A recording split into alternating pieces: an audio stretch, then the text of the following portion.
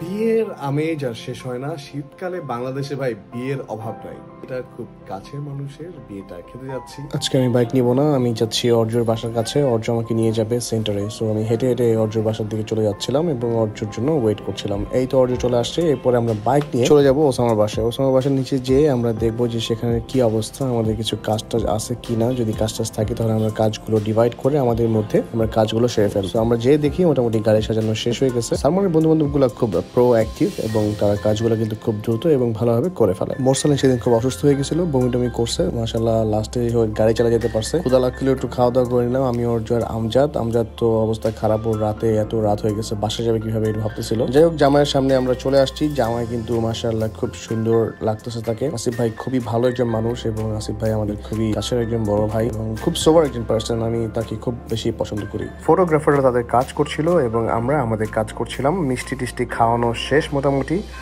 এটা শেষ মুহূর্ত এবং আমরা এরপরে কিন্তু বের হয়ে যাব। বের হয়ে আমরা চলন নিয়ে চলে যাব সেন্টারে।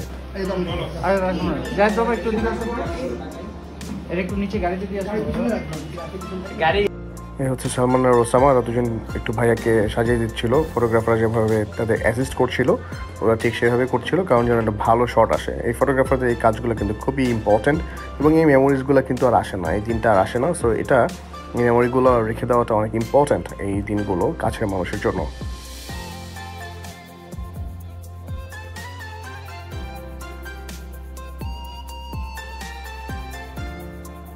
আমরা নিচে নেমে গেছি, আসিফ ভাই তখনও নামে নাই। আমরা যাওয়ার জন্য প্রস্তুত, একটু পরে আমরা বের হয়ে যাবো। একটা গাড়ি ছিল, সবাইকে উঠায় মোটামুটি আমরা সেন্টারের দিকে চলে আসছি। আমরা প্রায় রাত 11:30 পরে সেখানে পৌঁছেছি এবং আসিফ ভাই কিন্তু অলরেডি চলে আসছে।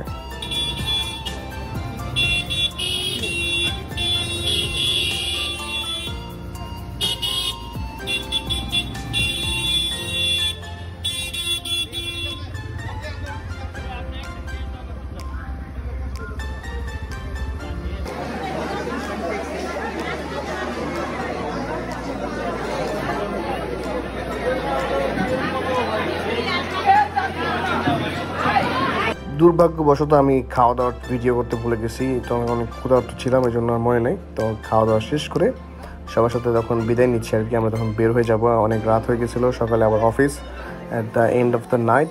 এবং এই হচ্ছে বিয়ের কি বলে এটাকে, মিষ্টি আমরা সেটা পেলাম এবং হ্যাপি সবাই। আমরা বিয়ে শেষ, কমপ্লিট আলহামদুলিল্লাহ।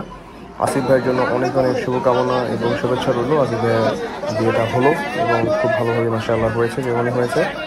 So at the end of the day সবাইকে এটাই বলতে চাই যে আসিফ ভাই এবং তাদের জন্য সবাই দোয়া করবেন।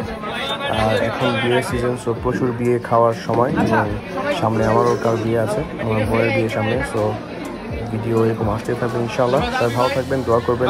আসসালামু আলাইকুম, take care everyone, see you in the next video.